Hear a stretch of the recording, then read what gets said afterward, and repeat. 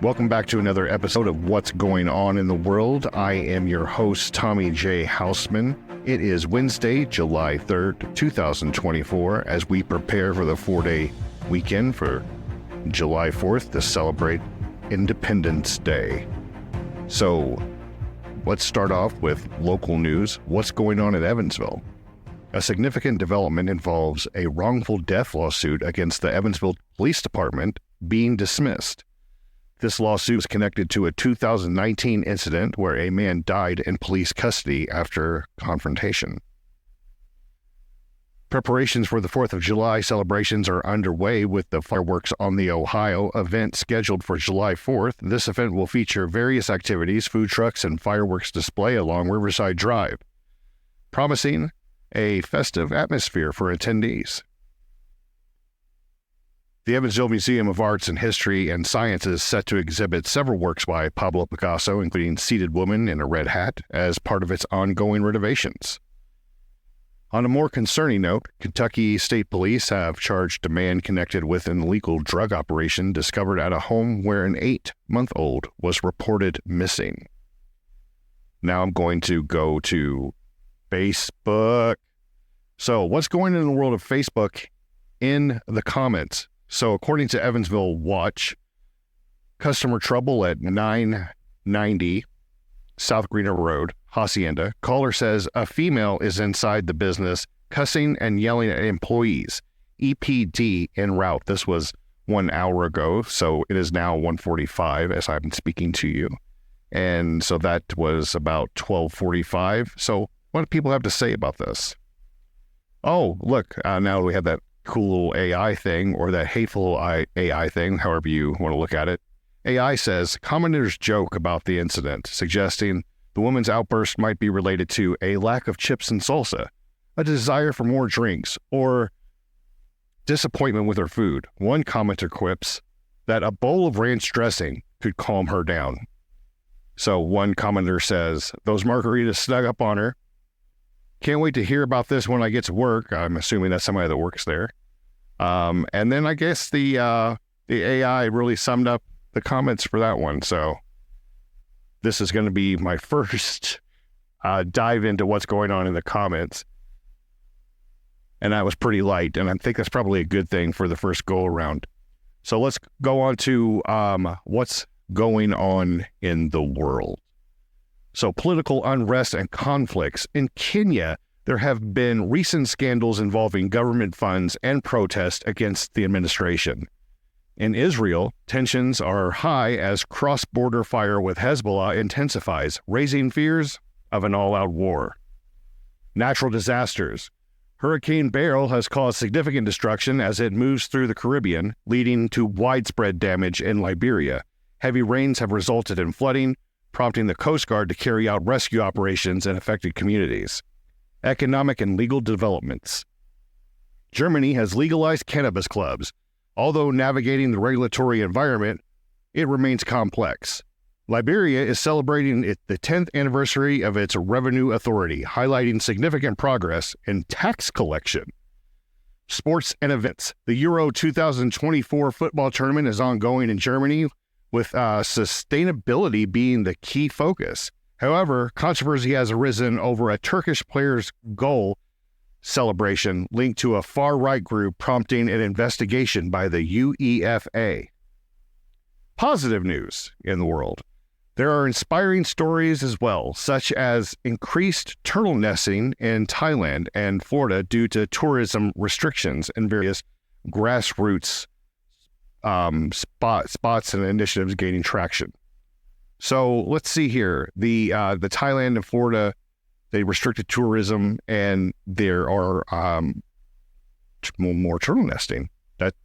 That's been a trend for the past couple years, that those nests have increased and the population of those turtles have taken a jump towards repopulating back to sustainable numbers. That's a good thing. So what's going on in U.S. politics? There's significant turmoil surrounding President Joe Biden following the poorly received debate performance.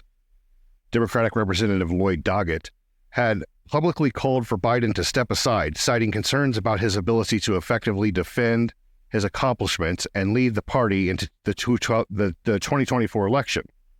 This sentiment is echoed by some other Democrats, although top party officials like Senator Chuck Schumer continue to support Biden's candidacy.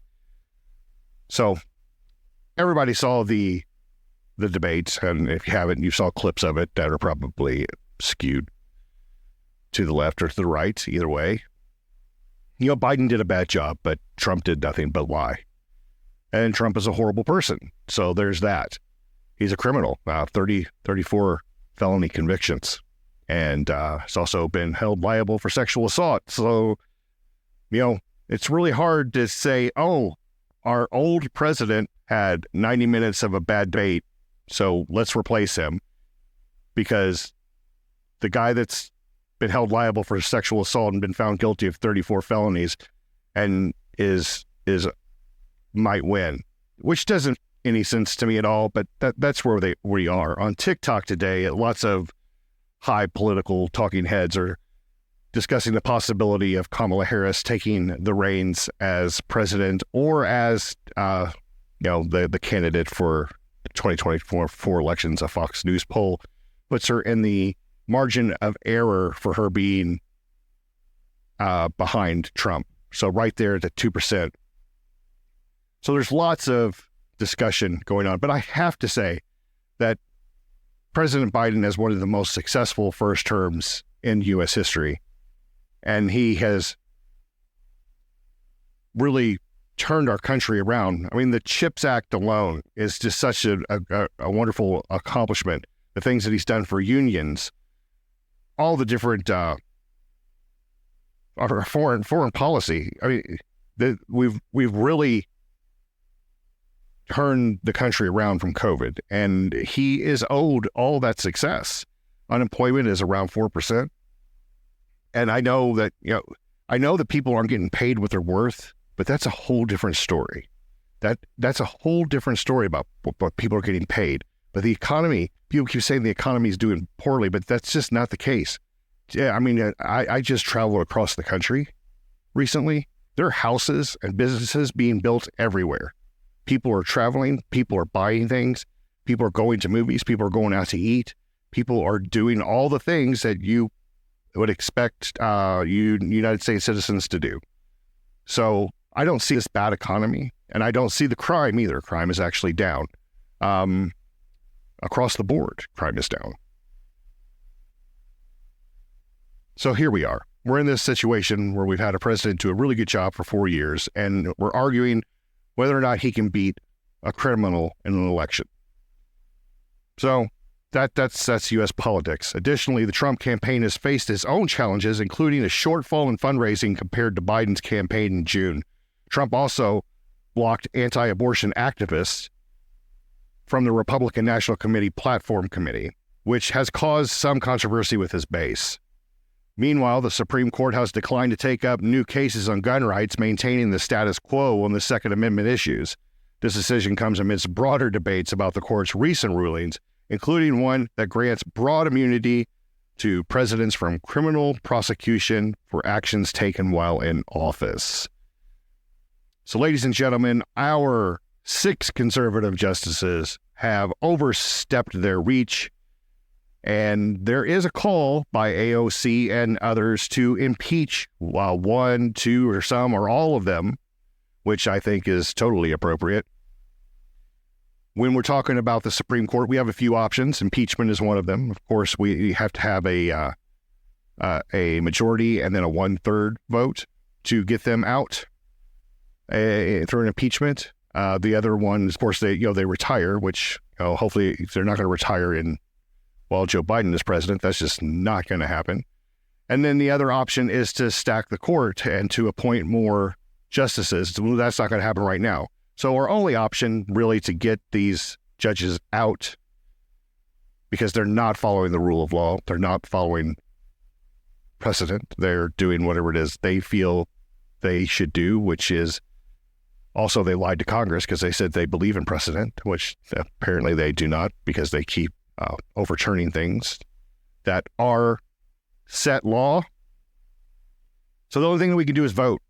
We got to vote blue blue, blue. That's the only way to turn it over. Because I'm not trying to be left or right here. That's just the only way to go. If you want to change the Supreme Court, you have to vote blue, blue, blue. That's the only road to go that is actually going to initiate positive change with the Supreme Court. And here's a good reason as to why you should take that into consideration. If you do not know what Project 2025 is, look up Kevin Roberts. He is the president of the Heritage Foundation. He had described the Project 2025 on The Real America's Voice recently as the second American Revolution. He said, it will remain bloodless as long as the left allows it. That is what he said on national television, that we are in the midst of the American Revolution, and it will remain bloodless if the left allows it, which I'm not really sure what that means, but it sounds like a threat to me. And this guy is a real nut job. He's just a real lovely nut job. So why don't you guys look up Project 2025 and figure it out for yourselves that maybe we need to take some action, because what's going on in the world matters to you and it matters to me. So that is my show for today. I just want to remind everybody that it is the 4th of July tomorrow, and Americans spend about $2.7 billion on fireworks, which is basically taking your money and catching it on fire. So there are so many other things that we could do with that money besides pollute our air and scare our dogs and scare veterans that have PTSD. We could maybe donate that money to food initiatives. We could do all kinds of wonderful things with that money. $2.7 billion besides catch it on fire. I think that we should celebrate Independence Day in a more positive way besides watching things explode. Maybe get a fancy drone or some Christmas lights. I don't know. I'm just trying to be devil's advocate here. There's so many better ways to spend that money. Thank you for joining me on another episode of What's Going On in the World. I'm your host, Tommy J. Hausman, and I'll see you next week. Bye-bye.